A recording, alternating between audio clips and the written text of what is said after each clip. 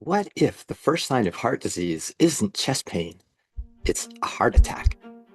Every year in the United States, more than 800,000 people have a heart attack, and many never saw it coming. So here's the question. What actually starts this process, and how do we stop it? I'm Dr. Tom Schiller, and this is the EVO Code. About 1 in 5 heart attacks are silent. Heart disease remains the #1 cause of death in the United States, and coronary artery disease, process behind most heart attacks, accounts for the majority of those deaths. Many people who suffer a first heart attack had no warning signs. That's why prevention matters. The traditional model is straightforward. Plaque builds inside coronary arteries. The plaque grows, it ruptures, a clot forms, blood flow stops. Heart muscle is injured. LDL cholesterol is considered central because LDL particles are found inside plaque. That's true. But here's a deeper question. What makes plaque form in the first place? Healthy arteries have a smooth inner lining called endothelium that resists inflammation and keeps blood flowing freely. But when that lining is injured, the body responds the way it always does. It repairs. LDL particles are not toxic waste. They carry cholesterol and fat-soluble components used in cell repair. When the artery wall becomes irritated, LDL can become part of that repair response.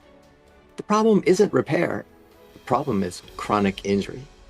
If injury continues year after year, repair becomes ongoing, and ongoing repair becomes plaque. So what drives the injury? In modern life, we've created a metabolic perfect storm. Refined carbohydrates, frequent sugar exposure, constant eating, industrial seed oils rich in unstable omega-6 fats. Over time, this pattern keeps insulin elevated. Chronically high insulin leads to insulin resistance. And insulin resistance doesn't just affect blood sugar, it affects the lining of the artery. As insulin resistance develops, inflammation rises, oxidative stress rises, the vessel wall becomes more vulnerable.